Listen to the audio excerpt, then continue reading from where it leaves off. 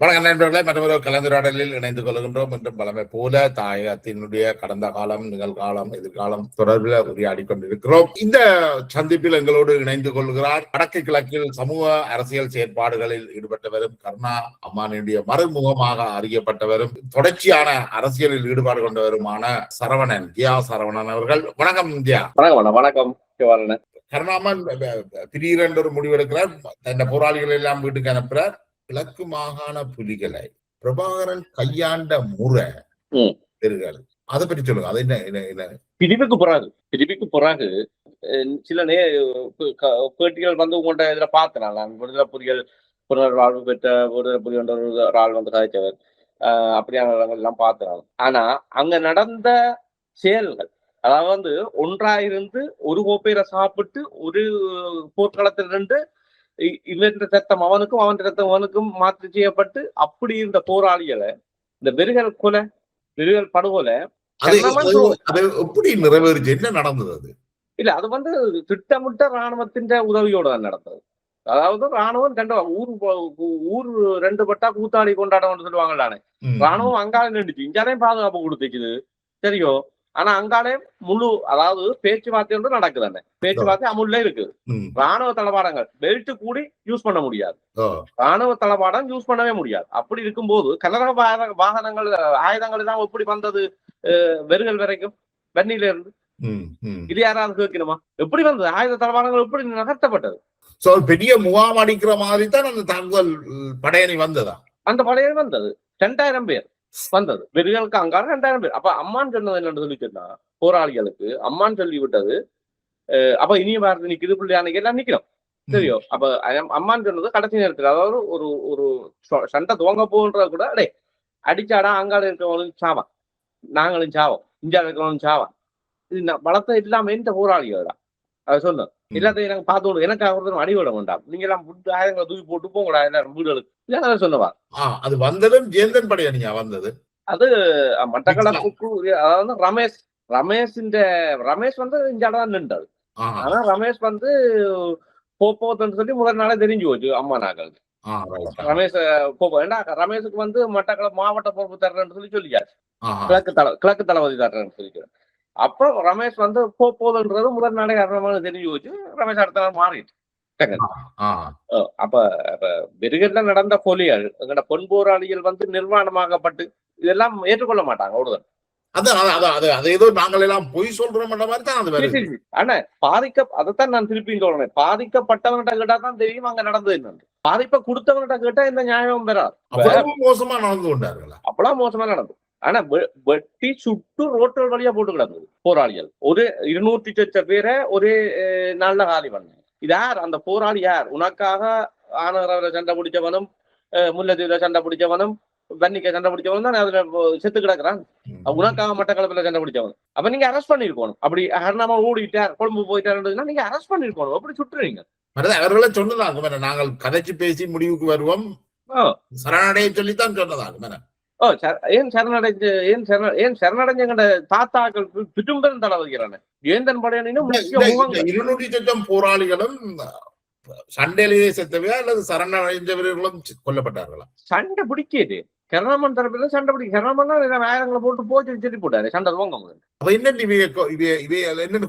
சுட்டாதான் ஓடி ஒழிச்சவங்களை நீங்க இங்க ஓடுறீங்கன்னு சுட்டதும், சரணடைய வந்தவங்களை சுட்டதும், கேட்டு அடிச்சதும், அதாவது ஒரு ராணுவத்திலும் விட கொடுமையான ஒரு நிகழ்வு தான் நாங்க நடந்தது மட்டக்களப்பு மாவட்டத்தில். ராணுவம் செய்யாததை விட சகோதரங்களை படுகொலை செய்தது வந்து நாங்கள் இசைப்பிரியாவை பாக்குறோம். அங்க மட்டக்களப்புல வெறுகல்லையும் நிறைய இசைப்பிரியாக்கள்.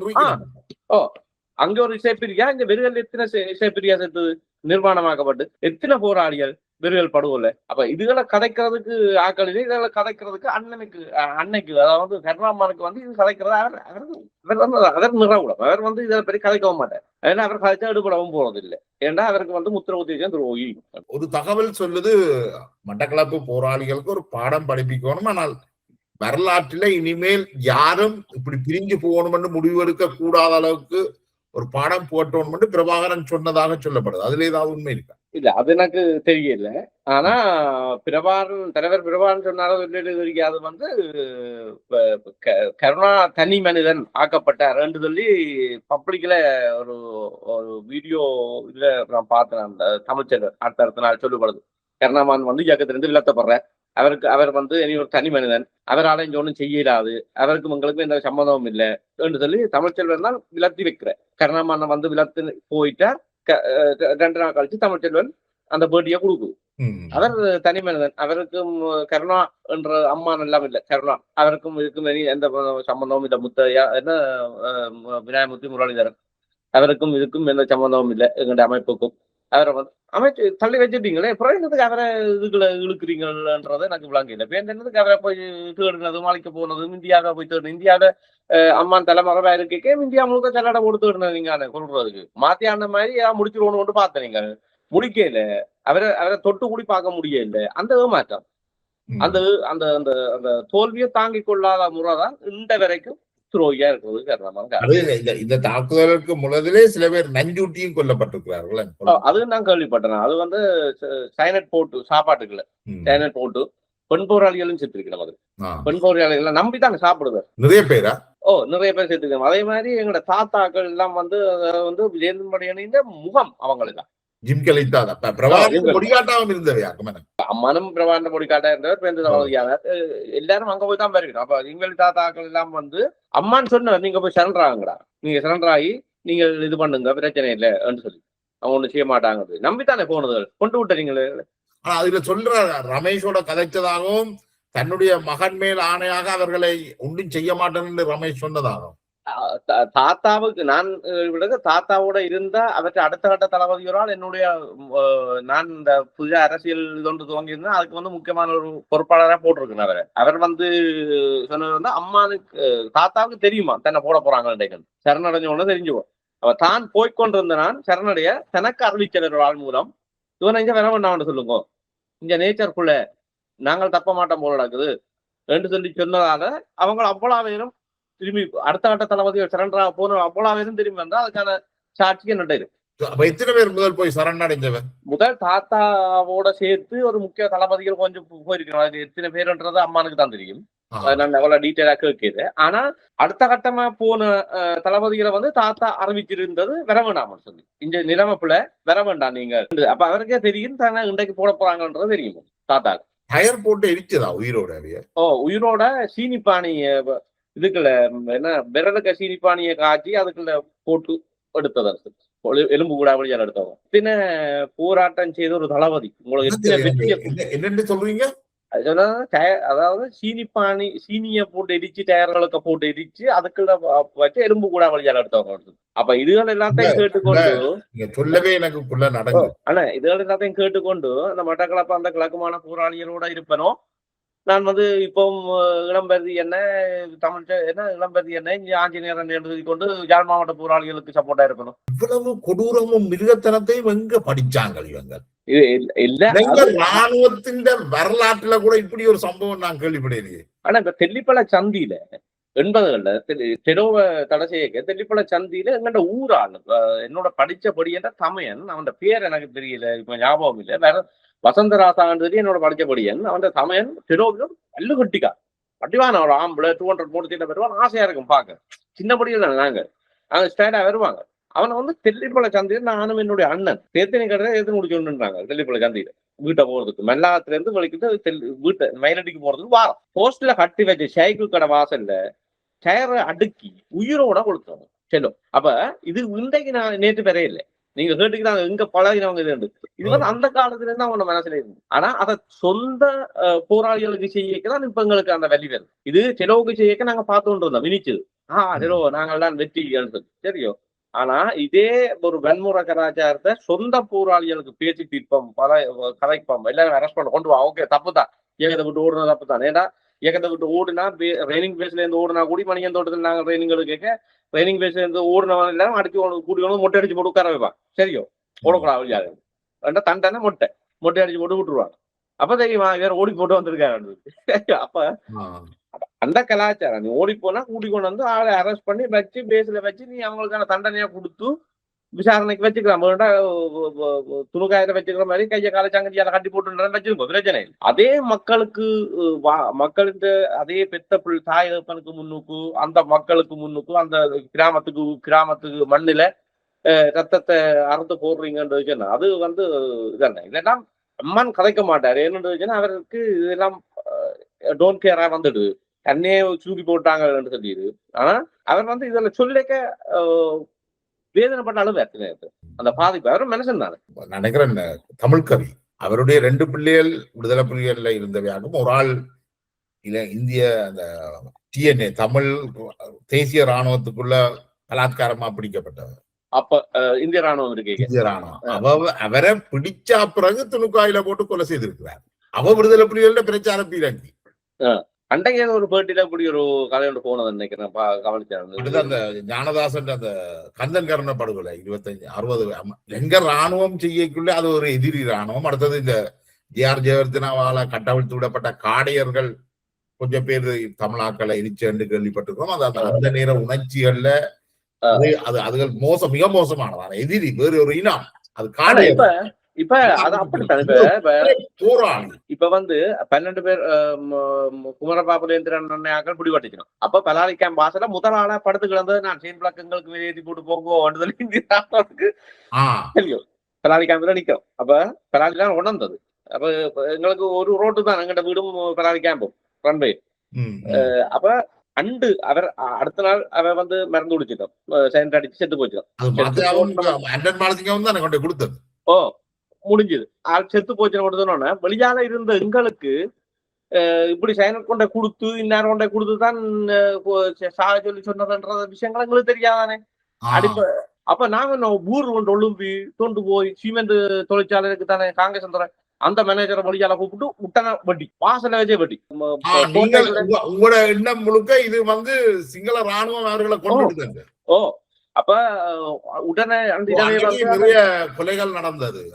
அன்றிரவு போராளிகள் இந்த சரணடைஞ்சிருந்தாங்கல்ல, அந்த கைகளை பிடிச்ச கோட்டைக்கு பிடிச்ச ராணுவத்துல அவைய சுட்டு ஆக்சுவலி பஸ் ஸ்டாண்டுக்கு யாழ்ப்பாணம் பஸ் ஸ்டாண்டுக்கு கிடத்தினர். அதே மாதிரி எத்தனையோ சிங்களாக்களை போட்டு இது பண்ண. அப்ப கிட்டனா வந்தவர் கிட்டனா வார கிட்டனா அறிவிச்சவர் ஒண்ணு செய்ய வேணாம் சொல்லி நான் முடிஞ்ச அப்புறம் தான் சொல்றேன் படிகளுக்கு அறிவிக்கிறேன் ஒண்ணு செய்ய வேணாம் அதுன்னு சொல்லி. ஏன்னா அவங்களாம் சாக சொல்லி சொன்னது. அதை கழிச்சு ஒரு மாதம் கழிச்சு இருந்தாலும் அவங்களை வெளியால் எடுக்க வேணும்ன்ற அந்த இது வேற இல்லை. அதை பயன்படுத்த வேணும் பிரச்சாரத்துக்கு. திரிவனே சாவணும்ன்ற மாதிரி தான் அந்த பிரச்சாரத்துக்கு அதை யூஸ் பண்ணணும். அதானே அரசியல் தான், அதை யூஸ் பண்ணிக்கொள்ளணும். ஓகே, இதை எங்களுக்கு ஒரு இதை கொண்டு வரும். அதாவது நிராயுதபாணிகள் நாங்கள் நிராயுதபாணிகளா இருந்தா எங்களுக்கு பாதுகாப்பு இல்லை என்றதை கொண்டு வரும் என்று தானே ஏற்படுத்தும். அப்ப நாங்கள் என்ன செய்யறோம்? அப்ப நாங்கள் வீட்டை போகக்கூடிய எங்களோட ஐயா அப்பா அனுமதிக்க இல்லை. என்ன வீட்டுக்கு போறது உள்ள போறது வேண்டா அவைகளுக்குன்னா நீ அங்க அவங்களோட ஊரா இவங்களோட ஊரா அங்க போய் நிக்கிறா, இதெல்லாம் பிடிக்காது. அந்த எங்கட அப்பாக்களுக்கு அதை பிடிக்காது. தெருப்புறக்கியா திரிகிறா அப்படி இப்படி வந்துச்சுன்னா நாங்கள் எல்லா இடத்துலயும் போய் சிமெண்ட் ஃபேக்டரி வாசல்ல போட்டிக்க போட்டுட்டு என்னோட மாமன் மகன் ஒரு ஆள் இருந்தது இப்ப கனடாவில் இருக்க, அவரும் பச்சை வெட்டிட்டு அவரெல்லாம் வாழைகள் ஏற்றி கொண்டு கட்டுறதுக்கு ரோட்டோட போட்டு சாமன் திரிஞ்சு போட்டு வீட்டை படுக்கண்டு போனா வீட்டை ஏற்றுக்கொள்ள கேட்டெல்லாம் முடியாது. அப்போ அப்படிப்பட்ட ஒரு ஒரு சமய ரீதியாகவும் கலாச்சார ரீதியாகவும் ஒரு பண்பட்ட சமூகத்துல இருந்து ஒரு மிக கொடிய பொறியாளிகளை உருவாக்குற மாதிரி ஒரு சமூகம் உருவாகிட்டு. அது ஒரு ஒரு கட்டுக்கோப்பா அதை சரியான முறையில செய்து முடிச்சது சில பேர் பிறவா இருந்தாலும். ஆனா நான் இப்போ சிறந்த ஒரு போராளி திறமான ஒரு கட்டுக்கோப்பா ஒரு அமைப்பை இன்றைக்கும் விடுதலை புலிகள் மாதிரி ஒரு அமைப்பை கட்டி எழுப்புறதுக்கு அவனாலே முடியாது. அப்படி ஒரு அமைப்பை கட்டி எழுப்பின இது இன்றைக்கும் நான் அதுக்கு தலைவணங்குறது என்னதுன்னா இந்த நிர்வாகத்திறன். அது பயப்படுத்தியோ அல்லது சரியா செயற்படுத்தியோ அல்லது என்னவோ அந்த நிர்வாக திறமை ஒரு கம்பெனி நடத்துற மாதிரி தானே ஒரு நிர்வாக திறமை. அந்த நிர்வாகம் இல்லைன்னா விடுதலை போராட்டம் இல்லையா, அதாவது நிர்வகிப்பு தான். தமிழ்ல பண்றதுல அவர் சரியான குறியாத்தான் இருந்தாரு. நிறைய விஷயங்களை நான் இதுல கேள்விப்பட்டிருக்கேன். தமிழ்ல பண்றதுல இதுல நாங்கள் முரண்பட வேண்டி வரும் நினைக்கிறேன்.